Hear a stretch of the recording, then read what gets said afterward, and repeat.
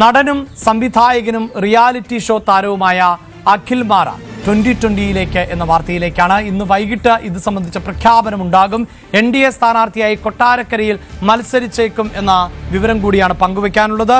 News ഡെസ്കിൽ നിന്ന് രഞ്ജിത്ത് രാമചന്ദ്രൻ ആണ് ചേരുന്നത്. രഞ്ജിത്ത്, അപ്പൊ ഞാൻ ഉദ്ദേശിച്ച പോലെ തന്നെ നടന്നു. എൻ്റെ പൊന്നു മക്കളെ, എനിക്ക് പണ്ടേ അറിയാം നമ്മുടെ അഖിൽ മാരാറ് എന്ന് പറയുന്ന വ്യക്തി എവിടത്തേക്കാന്ന് അയാളുടെ ചാഞ്ചാട്ടെന്ന് കൃത്യമായിട്ട് അറിയാം. ഏതായാലും അയാൾ പറഞ്ഞ ഒരു കാര്യമുണ്ട്, മനോരമ ഓൺലൈൻ ന്യൂസിൽ വന്നാണ്. മതപണ്ഡിതർക്കില്ലാത്ത ആവലാതി പ്രതിപക്ഷ നേതാവിന് എന്തിനാണ് വിമർശിച്ച് അഖിൽ മാരാറ്. അതായത് മാരാർ ഇപ്പോഴെന്ന് പറഞ്ഞു കഴിഞ്ഞാൽ 2020 പോകുന്നു. അപ്പൊ 2020 എന്ന് പറഞ്ഞു കഴിഞ്ഞാൽ ഇപ്പം BJP തന്നെയാണ്. അപ്പൊ BJPയിലേക്ക് ഡയറക്റ്റ് പോകണ്ട. ഡയറക്റ്റ് പോയി കഴിഞ്ഞാൽ ചിലപ്പോ എല്ലാവരും എടുത്തിട്ട് പഞ്ഞിക്കിടും അറിയാം. കാരണം എന്താണെന്ന് വെച്ച് കഴിഞ്ഞാൽ മാരാറോട് എനിക്ക് പറയാനുള്ളത്, താങ്കൾ ഒരു ബിഗ് ബോസ് താരമായിരുന്നു. താങ്കളെ ഇവിടെ ആള് സ്നേഹിച്ചത് ഒരു രാഷ്ട്രീയ പാർട്ടിയുടെയും പിൻബലത്തിലല്ല, ആ ബിഗ് ബോസിൽ ഉള്ളത് കൊണ്ടും താങ്കളുടെ നിലപാടുകൾ കൊണ്ടും മാത്രമായിരുന്നു. പക്ഷേ ഇപ്പോൾ ഈ ഇടയായിട്ട് അധികാരത്തിന് വേണ്ടിയിട്ടാണ് താങ്കൾ ഈ ഒരു മുഖം മൂടി അണിഞ്ഞത് എന്നാണ് എനിക്ക് തോന്നിയിട്ടുള്ളത്. അതായത് താങ്കൾക്ക് വേണ്ടത് ഒരു മന്ത്രിസ്ഥാനോ അല്ലെങ്കിൽ എന്ന് പറഞ്ഞൊരു MLA സ്ഥാനം, ഒരു MP സ്ഥാനം, ഇതൊക്കെയാണ്.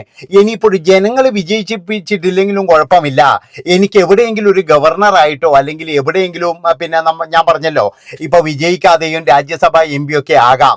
അങ്ങനെയൊക്കെ MP ആകാനാണ് നമ്മൾ അഖിൽ മാരാറ് ശ്രമിച്ചുകൊണ്ടിരിക്കുന്നത്. അപ്പൊ ഇയാളുടെ മനസ്സിൽ എന്ന് പറഞ്ഞു കഴിഞ്ഞാൽ പണ്ട് മുതലേ ഞാൻ പറഞ്ഞല്ലോ, അഖിൽ എന്ന് പറയുന്നയാള് ജനങ്ങളെ നന്നാക്കാനൊന്നുമല്ല. അയാളുടെ ആ ഒരു സ്റ്റാർഡം, അയാളുടെ ഒരു ഫെയിം ഉപയോഗിച്ച് അയാൾ ഓരോ രാഷ്ട്രീയ പാർട്ടികളെയും പോയി കണ്ടിട്ടുണ്ട്. ആദ്യം തന്നെ എന്ന് പറഞ്ഞാൽ കുറേ നാൾ എന്ന് പറഞ്ഞാൽ CPM സൂചിപ്പിച്ച് നടന്നിട്ടുണ്ട്. അത് കഴിഞ്ഞ് അവിടെ നടക്കില്ല എന്ന് കണ്ടപ്പോൾ കോൺഗ്രസിനെ സൂചിപ്പിച്ച് നടന്നു. ഇപ്പോഴേതാ BJPയെ സൂചിപ്പിച്ച് നടക്കുന്നു. അപ്പോൾ ഇതിൻ്റെ ഉള്ളിലുള്ള പ്രധാനപ്പെട്ട പ്രശ്നം എന്താണെന്ന് വെച്ചാൽ അധികാരം തന്നെയാണ്. അതായത് എന്തെങ്കിലും ഒരു സ്ഥാനം എങ്ങനെയെങ്കിലും നേടിയെടുക്കണം. അപ്പം ഞാൻ മാരാറോട് ഒരു ചോദ്യം ചോദിച്ചോട്ടെ. അതായത് ഈ ബിഗ് ബോസ് എന്ന് പറഞ്ഞു കഴിഞ്ഞാൽ അത് കൂടുതൽ രാഷ്ട്രീയ പ്രവർത്തകരോ അല്ലെങ്കിൽ മറ്റുള്ളവരോ ഇല്ലാത്ത ഒരു സംഭവമാണ്. മാരാർക്ക് ഏറ്റവും കൂടുതൽ എന്ന് പറഞ്ഞാൽ സപ്പോർട്ട് കിട്ടിയതും ആ ഒരു പിന്നെ പരിപാടിയിൽ നിന്ന് തന്നെയാണ്. അപ്പം അവരെ ശരിക്കും വഞ്ചിക്കുകയല്ലേ ചെയ്യുന്നത്? അതായത് ഈ ബിഗ് ബോസിലൂടെ വന്ന് അവിടെയുള്ള ജനങ്ങളുടെ എല്ലാം സ്നേഹവും ആദരവും ഏറ്റുവാങ്ങിയ മാരാറ്, എനിക്ക് വലിയ സ്നേഹമുണ്ട് എന്നല്ല പറയുന്നത്, പക്ഷെ മാരാറെ സ്നേഹിക്കുന്നവരെ ശരിക്കും മാരാറ് എന്ന് പറഞ്ഞു കഴിഞ്ഞാൽ എന്താ പറയേണ്ടത്, അതിനെന്ത് വാക്കാ ഞാൻ ഉപയോഗിക്കേണ്ടത്? അത് ചെയ്യുകയല്ലേ, അവരെ വഞ്ചിക്കുകയല്ലേ ചെയ്തത്. അതായത് ഇദ്ദേഹത്തിൻ്റെ നേട്ടത്തിന് വേണ്ടിയിട്ട് മാത്രമാണ് ഇദ്ദേഹത്തിൻ്റെ കാര്യങ്ങൾ ഇദ്ദേഹം തുറന്നു പറയുന്നത്. ഇദ്ദേഹത്തിൻ്റെ നേട്ടം മാത്രമാണ് ഇയാളുടെ ഒരു ലക്ഷ്യം എന്ന് പറഞ്ഞു കഴിഞ്ഞാൽ, അല്ലാതെ വേറെ ഒന്നുമല്ല. അല്ലെങ്കിൽ പിന്നെ ഞാൻ പറഞ്ഞല്ലോ, ഇപ്പോൾ കോൺഗ്രസ് നിന്ന് ഇയാൾ പണ്ട് കോൺഗ്രസ്സുകാരനാണെന്ന് പറയുന്നത് കേട്ടു. അത് കഴിഞ്ഞ് ഉമ്മൻചാണ്ടി സാറിൻ്റെ വലിയ അടുത്ത ആളാണെന്ന് പറയുന്നത് കേട്ടു. അപ്പം അങ്ങനെയൊക്കെ ആണെങ്കിൽ ഇദ്ദേഹത്തിന് കോൺഗ്രസ്സിൽ നിൽക്കാം, ഇദ്ദേഹത്തിന് മാർക്സിസ്റ്റിൽ നിൽക്കാം, ഇദ്ദേഹത്തിന് BJPയിൽ നിൽക്കാം. അതൊക്കെ എന്ന് പറഞ്ഞാൽ അയാളുടെ ഇഷ്ടമാണ്, അയാളുടെ ഇഷ്ടത്തിന് നിൽക്കാം. പക്ഷേ ഒരു കാര്യം ഞാൻ പറയുകയാണ്, നിങ്ങൾ രാഷ്ട്രീയക്കാരനല്ല ശരിക്ക്. നിങ്ങളെ ജനങ്ങൾ സ്നേഹിച്ചതെന്ന് പറഞ്ഞാൽ ബിഗ് ബോസ് ഉള്ളത് കൊണ്ട് മാത്രമാണ്. അല്ലാതെ ഒരു രാഷ്ട്രീയക്കാരൻ എന്ന് പറയുന്ന ലേബലിലോ, ഒരു സിനിമാക്കാരൻ എന്ന് പറയുന്ന ലേബലിലോ, അല്ലെങ്കിൽ ഒരു ക്രിക്കറ്റർ എന്ന് പറയുന്ന ലേബലിലോ, അല്ലെങ്കിൽ ഒരു രക്ഷകൻ എന്ന് പറയുന്ന ലേബലിലോ നിങ്ങൾക്ക് 10 പൈസയുടെ പിന്നെ എന്താ പറയുക ആളിൻ്റെ ഒരു ഇതുണ്ടാവില്ല. അതായത് ആൾക്കാരുടെ പിന്തുണ ഉണ്ടാവില്ല. ഒരു 10 ആൾക്കാരുടെ പോലും പിന്തുണ ഉണ്ടാവില്ല നിങ്ങൾക്ക്. നിങ്ങൾക്കുള്ള പിന്തുണ മുഴുവൻ കിട്ടിയത് എന്ന് പറഞ്ഞാൽ ബിഗ് ബോസ് എന്ന് പറയുന്ന ആ ഒരു ഷോയിൽ നിന്ന് മാത്രമാണ്. ഇപ്പോഴും നിങ്ങൾ ചെയ്യാൻ പോകുന്ന കാര്യങ്ങൾ എന്താണെന്ന് വെച്ചാൽ അവിടെയുള്ള ജനങ്ങളെ എല്ലാവരും വഞ്ചിച്ചു കൊണ്ടിരിക്കുകയാണ്. കുറേ നാളുകളായിട്ട് നിങ്ങൾ പലരുടെയും തിണ്ണ നിരങ്ങിക്കൊണ്ടിരിക്കുകയാണ്. കാരണം എന്നെ ഒന്ന് മത്സരിപ്പിക്കുമോ, ഇതാണ് നിങ്ങൾ ചോദിച്ചുകൊണ്ടിരിക്കുന്നത്. ഇപ്പോഴും കോൺഗ്രസിൽ സീറ്റില്ല എന്ന് കണ്ടപ്പോഴാണ് സാബു M ജേക്കബ്, അതായത് 2020 ഇപ്പോഴും നിൽക്കുന്നത് നമുക്ക് എല്ലാവർക്കും അറിയാം, അത് അപ്പുറത്താണ്. അപ്പം അതിൻ്റെ അകത്ത് പോയിട്ട് സീറ്റിന് ചോദിക്കുകയാണ്. എനിക്ക് സാബുവിനോടായാലും കോൺഗ്രസിനോടായി കഴിഞ്ഞാലും CPM കഴിഞ്ഞാലും പറയാനുള്ളത്, മാരാറെ പോലെയുള്ള ഒരു അവസരവാദിക്ക് നിങ്ങളുടെ സീറ്റ് കൊടുക്കരുത്. അതായത് അയാൾ ചിലപ്പോഴും നല്ല MLA നല്ല മന്ത്രിയൊക്കെ ആണെങ്കിലും അയാളുടെ ലക്ഷ്യം എന്ന് പറഞ്ഞു കഴിഞ്ഞാൽ ഒരു അതായത് ഇതിലൂടെ കിട്ടുന്ന ആ ഒരു പവർ മാത്രമാണ്. അല്ലാതെ നാട് നന്നാക്കാനോ നാട്ടുകാരെ നന്നാക്കാനോ, എന്തിനധികം പറയുന്ന ഒരു റോഡ് ടാർ ചെയ്ത് കൊടുക്കുകയും വരെ ചെയ്യില്ല അയാളുടെ ലക്ഷ്യം എന്ന് പറഞ്ഞു കഴിഞ്ഞാൽ ജനങ്ങളെ, അതായത് കയ്യിൽ ഇയാളുടെ വിചാരം ഇപ്പം എന്താണെന്നറിയാം, ഞാൻ പോകുന്ന സ്ഥലത്തൊക്കെ ജനങ്ങൾ ഉണ്ടാവുന്നതാണ്. ഒരിക്കലും ഉണ്ടാകാൻ പോകുന്നില്ല. അതാണ് നിങ്ങൾ മനസ്സിലാക്കേണ്ടത്. ഒരു കാലത്തും ഉണ്ടാകാൻ പോകുന്നില്ല. അപ്പോ ഇദ്ദേഹം ഇങ്ങനെ പലപ്പോഴും എന്ന് പറഞ്ഞാൽ വിവാദ നായകനായിട്ട് ചിലപ്പോഴും ഇതൊക്കെ പിടിച്ചു നിൽക്കാൻ വേണ്ടിയിട്ടായിരിക്കും. ഇന്നിപ്പോഴും എന്ന് പറഞ്ഞു കഴിഞ്ഞാൽ എന്താ പറയുക, ഈ ഏതോ ചാനലിൽ വന്ന കാര്യമാണ് ഞാൻ പറഞ്ഞല്ലോ, ഇനി NDAയിലേക്ക് പോകുന്നു എന്ന് പറയുന്നുണ്ട്. അതുപോലെ തന്നെ കോൺഗ്രസ് നിന്ന് രാജിവെച്ചിട്ടില്ല എന്ന് പറയുന്നുണ്ട്. ഇനി CPM സീറ്റ് കൊടുത്തു കഴിഞ്ഞാൽ അതിലേക്ക് പോകും എന്ന് പറയുന്നുണ്ട്. അപ്പൊ ഇദ്ദേഹം കൃത്യമായിട്ട് എങ്ങോട്ടാണ് പോകുന്നതെന്ന് നമുക്കറിയില്ല. അപ്പൊ ഇദ്ദേഹത്തിന്റെ ലക്ഷ്യമാണ് ഞാൻ പറഞ്ഞത്. അതായത് ഇയാളുടെ ലക്ഷ്യം തന്നെ എന്ന് പറഞ്ഞാൽ ഇയാൾ ഇപ്പോഴും കളിച്ചുകൊണ്ടിരിക്കുന്നത് തന്നെ എന്ന് പറഞ്ഞാൽ ഒരു MLA ആകാൻ വേണ്ടിയിട്ടാണ്.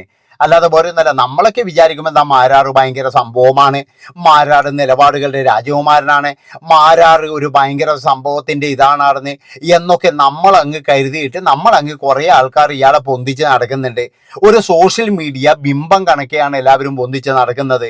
ഇയാളെന്തോ ഒരു സംഭവമാണെന്നാണ് എല്ലാവരും വിചാരിക്കുന്നത്. പക്ഷേ കൃത്യമായിട്ട് നിങ്ങൾ സൂക്ഷിച്ച് നോക്കിക്കഴിഞ്ഞാൽ അങ്ങേരുടെ ഉള്ളിലത്തെ ആ ഒരു യഥാർത്ഥ സ്വഭാവം എന്താണെന്ന് മനസ്സിലാകും. ഇത് തന്നെയാണ് യഥാർത്ഥ സ്വഭാവം. അല്ലാതെ എന്ന് പറഞ്ഞാൽ അങ്ങേര് ഒരു കുറച്ചെങ്കിലും ഒരു ഉളുപ്പുണ്ടെങ്കിൽ അങ്ങേര് ഈ കോൺഗ്രസ് പാർട്ടി വിട്ട്, അതായത് അയാൾ രായ്ക്ക് എന്നാ 20 വട്ടം പറയുന്നേ ഞാനൊരു കോൺഗ്രസ്സുകാരനോ അല്ലെങ്കിൽ ഒരു മാർക്സിസ്റ്റുകാരനോ BJP-കാരനോ അല്ല, ഞാൻ സ്വതന്ത്ര ചിന്തകനാണ്. കാരണം എന്താണെന്ന് വെച്ച് കഴിഞ്ഞാൽ എൻ്റെ പ്രേക്ഷകർ എന്ന് പറഞ്ഞു കഴിഞ്ഞാൽ സ്വതന്ത്രന്മാരാണ്. അല്ലാതെ എനിക്കൊരു രാഷ്ട്രീയ പാർട്ടിയായിട്ട് ബന്ധമില്ല. എനിക്ക് എല്ലാ ജനങ്ങളും, അതായത് ഏത് രാഷ്ട്രീയ പാർട്ടിയിൽ വിശ്വസിക്കുന്ന ആൾക്കാരായി കഴിഞ്ഞാലും എൻ്റെ സ്വന്തമാണ്. അതാണ് നിങ്ങൾ മനസ്സിലാക്കേണ്ടത്. അല്ലാതെ നമ്മളെന്ന് പറഞ്ഞു കഴിഞ്ഞാൽ എന്തെങ്കിലും ഒരു അപ്പകഷ്ണം കിട്ടുമെന്ന് കരുതിയിട്ട് അവൻ്റെ അടുത്തേക്കോ അല്ലെങ്കിൽ ഇവരുടെ അടുത്തേക്കോ ഒന്നും നമ്മൾ പോകത്തില്ല. അതാണ് മനസ്സിലാക്കേണ്ടത്. അപ്പൊ ഇദ്ദേഹത്തിന് എന്ന് പറഞ്ഞു കഴിഞ്ഞാൽ എന്താ കൃത്യമായിട്ട് പറഞ്ഞൊരു മന്ത്രിയായ കൊള്ളാമെന്നുണ്ട്, അതുപോലെ തന്നെ ഒരു MLA ആയി കൊള്ളാമെന്നുണ്ട്. അതിന് വേണ്ടിയിട്ടുള്ള കഠിന പ്രയത്നങ്ങളാണ് നടത്തിക്കൊണ്ടിരിക്കുന്നത്. അപ്പൊ അതിനു വേണ്ടിയിട്ടാണ് ഇത്രയും കാലങ്ങൾ ഇയാൾ ഇങ്ങനെ ഓരോരോ വിവാദങ്ങൾ, ഇയാൾ ഉണ്ടാക്കിയ വിവാദങ്ങൾ കണ്ടു കഴിഞ്ഞാൽ തന്നെ നിങ്ങൾക്ക് മനസ്സിലാവുമല്ലോ ഇയാൾ ഏത് തരത്തിലുള്ള വിവാദങ്ങളാണ് ഉണ്ടാക്കുന്നതെന്ന് നിങ്ങൾക്ക് മനസ്സിലാവുമല്ലോ. അതുപോലെ തന്നെ എന്ന് പറഞ്ഞാൽ ഇയാൾ ഉണ്ടാക്കുന്നത് മുഴുവൻ എന്ന് പറഞ്ഞാൽ ഇയാളുടെ നേട്ടത്തിന് വേണ്ടിയിട്ട് മാത്രമാണ്. അല്ലാതെ ഒരിക്കലും എന്ന് പറഞ്ഞു കഴിഞ്ഞാൽ വേറൊരാളുടെ നേട്ടത്തിന് വേണ്ടിയിട്ടൊന്നും അല്ല. ഇയാൾക്ക് ശരിക്കും പറഞ്ഞാൽ സ്നേഹവും കാര്യങ്ങളൊക്കെ ഉണ്ടെന്ന് നിങ്ങൾ വിചാരിക്കുന്നതാണ്.